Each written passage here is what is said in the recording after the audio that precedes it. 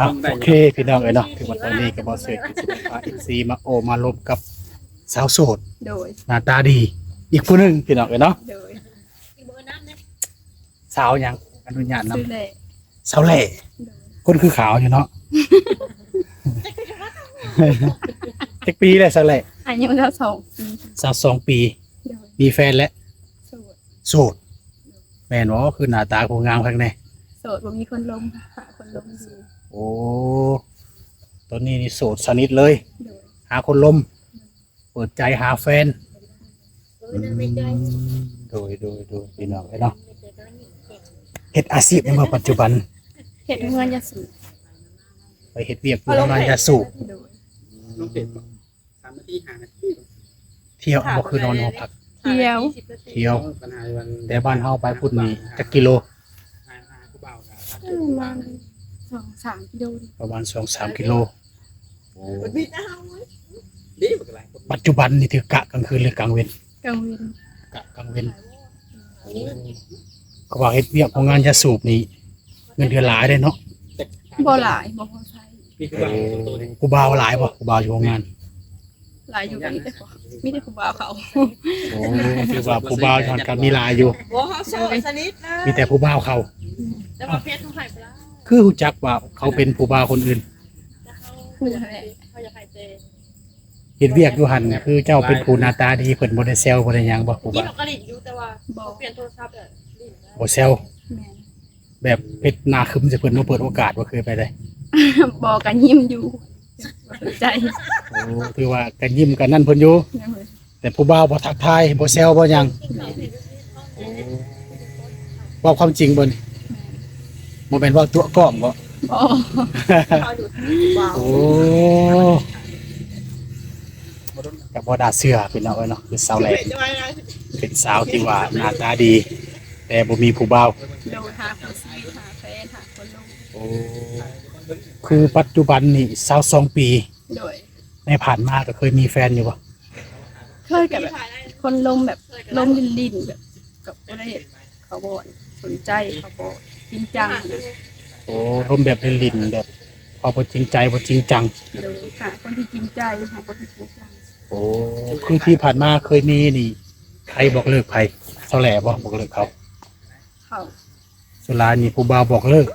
ที่เคยมีผ่านมาเนาะ แม่น โอ้ถือว่าสาวแหล่นี่เป็นฝ่ายอกหักตลอด แม่น อืม ผู้สาวเขาปัจจุบันก็โอ้ย โดยพี่น้อยเนาะคือออกมาถ่ายคลิปนี่เคยถ่ายหลายเทื่อแล้วบ่สาวแหล่หรือหักกำลังเทื่อละอีดบ่นี่ ทายเธอหนึ่งแล้ว เคยเธอหนึ่งแล้ว เคยถ่ายเทื่อหนึงแล้ว โดย ตอนนั้นนี่ถ่ายเทื่อหนึงนี่มีผู้บ่าวทักเข้ามาหลายอยู่บ่ บ่มีถ่ายแล้วกับโทรศัพท์น้องตายโทรศัพท์ตกน้ำ โอ้ตอนนั้นหลังจากที่เปิดใจแล้วถ่ายคลิปแล้วพัดอันติดต่อบ่ได้โทรศัพท์ตกน้ำ โทรศัพท์ตกน้ อืมคือว่าตอนนี้นี่ไปเห็นงานโรงงานยาสูบ ำโดย ได้เงินซื้อโทรศัพท์ใหม่ ไปเปย์โทร ออกมาเปิ ศั ด พ ใจ ท์ใหม่ โอ้ไปแปลงโทรศัพท์ใหม่ มีเงินซื้อ โอ้พอดีออกมาเปิดใจ แบบผู้ที่จะเข้ามาดูแลนี่เสาแหลมมักคนแบบใดสเปค บ่มีสเปคเลยแบบไหนก็ได้ ผมมีสเปคใดก็ได้อืม ขอใจหักเขา สิ่งที่ จัง ผู้ กับ ชาย เฮา ฮะ ขอใจหักเขาแล้วก็จริงจังกับเฮาบ่ตัว โอ้คือว่าผู้ที่จะเข้ามานี่ขอแต่ว่าจริงใจและก็หัก โสด โดย โอ้มีความรับผิดชอบ แม่น บ่ตัวบ่อยากอกหักอีกเนาะ แม่นบ่อยากหัก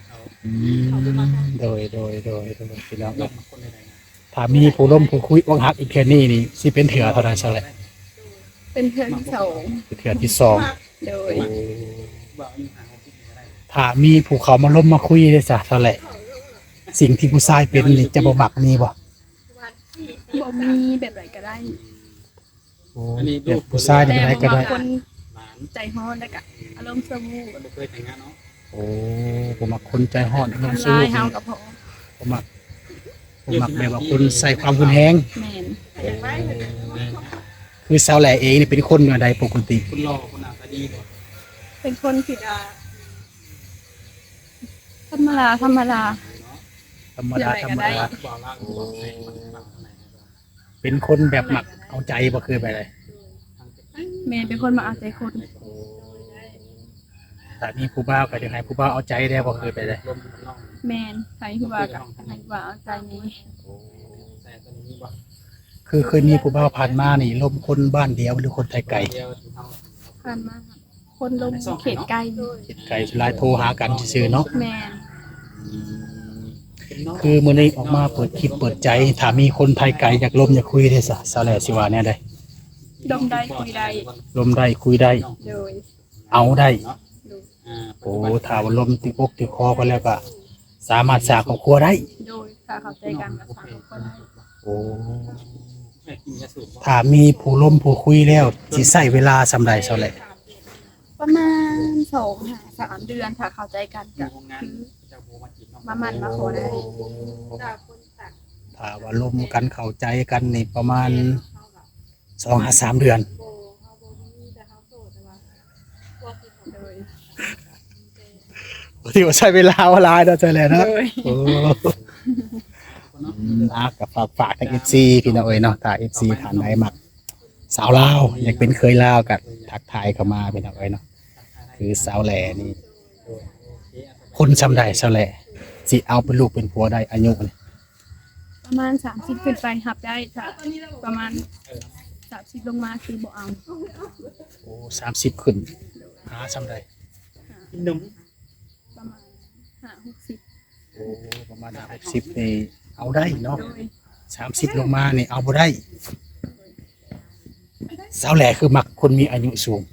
พอมาคนอายุใหญ่กว่า เป็นหยังสาวแหล่คือมักคนมีอายุใหญ่ แบบเพิ่นแบบอักเพิ่นเป็นแบบเขาเป็นผู้ใหญ่มาคนผู้ใหญ่ คำคนระดับ30ขึ้นกว่าขึ้นไปนี่เพิ่นจะเป็นผู้ใหญ่ โดย เพิ่นฮู้จักผิดฮู้จักถูก โดย อาจจะเป็นคนบ่ใส่ความรุนแรงเนาะซะแหละเนาะ แม่น มีความรับผิดชอบอืมถ้าเป็นคนไทยหรือคนทางไกลหั้นนะซะแหละเพิ่นมัก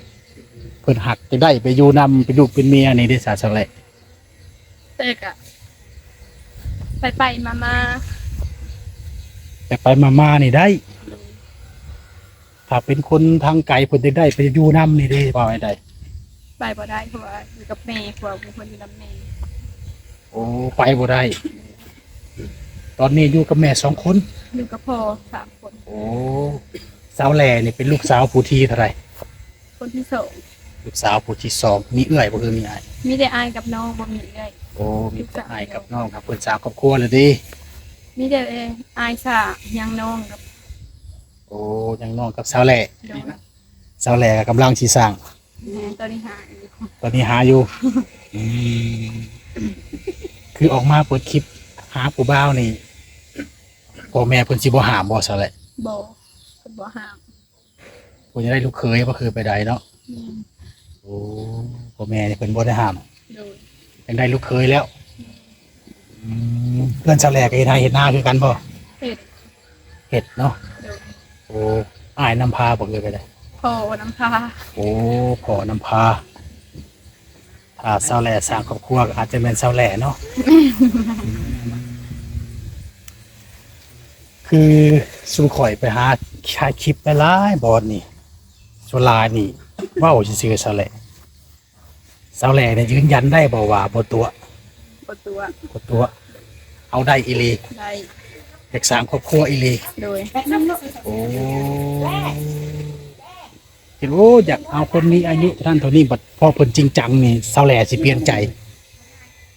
บ่แม่นติ โอ้เปลี่ยนใจ บ่แท้เนาะ โดย อืม ใครนั่งหน่อย โดยพี่น้องเอ้ยเนาะก็ฝากทาง FC ที่ว่า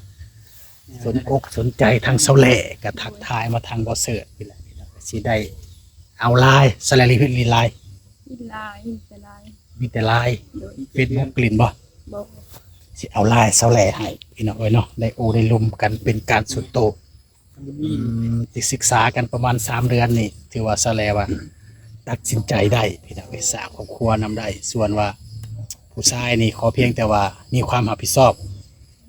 บ่หมักคนใส่ความรุนแรงพี่น้องเอ้ยซะแลก็ได้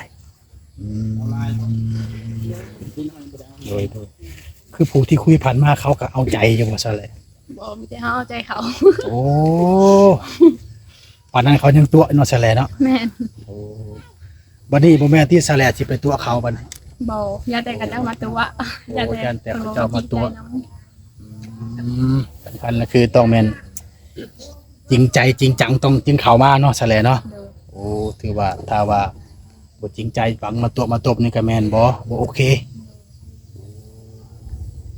คือเฟซคือไลน์นี่พร้อมจะแจก ถ้าเปิดใจไปแล้วลงคลิปไปแล้วผู้บ่าววันเดียวกันเห็นที่ซะแหละ บ่มีอยู่ผู้บ่าว ผู้บ่าววันเดียวกันกับเจ้านี่เห็นเขาจากล่มกับเจ้าได้ซะบ่เจ้าสิว่าแน่ใด กะบ่กัน มื้อแรงนี่ข่อยสิลงคลิปเจ้านี่มื้อแรงบังเอิญมีผู้บ่าวบ้านเดียวกับเจ้านี่เห็นโอ้ซะแหละเปิดใจหาคู่ลาวผัดจากล่มได้ซะแหละสิว่าไปได้ อยากล้มกะล้มอยู่ ดีว่าล่มแต่คนไทยไกลบ่คือไปได้ ล้มใจคนไทยไกลคนไทยไกลบ่ปานใดเดี๋ยวเพิ่นบ่จิตใจนำ ถ้าเป็นคนรุ่นราวข้าวเดียวกันนี่จะแสดงสีลมบ่ บ่มักคนเดียวมารุ่นเดียวกันมาคนอายุหลายกว่า ให้สาเหตุได้บ่แสดงจึงบ่อยากลบคนรุ่นเดียวกัน เป็นหยัง แบบบ่มักนิสัยเล็กได้บ่มักนิสัยเล็กน้อยมาคุยง่ายมานิสัยคุยง่าย โอ้ถ้าเป็นคนรุ่นราวข้าวเดียวนี่อาจจะมีนิสัยเด็กน้อย ได้ เดี๋ยวจะลบคนผู้ใหญ่กว่า โดย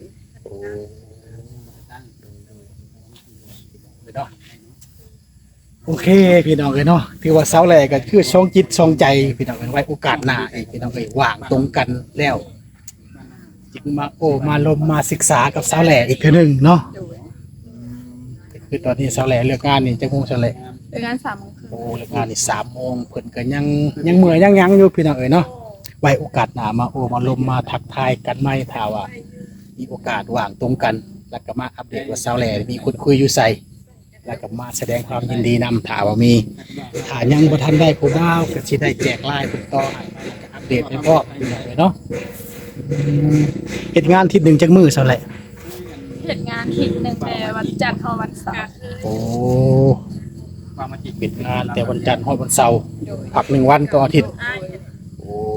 โดยพี่น้องเนาะโอเคพี่น้องเนาะไว้โอกาสหน้ามาลมมาทักทายกันใหม่เนาะซะแล้วเนาะโดยสบายดี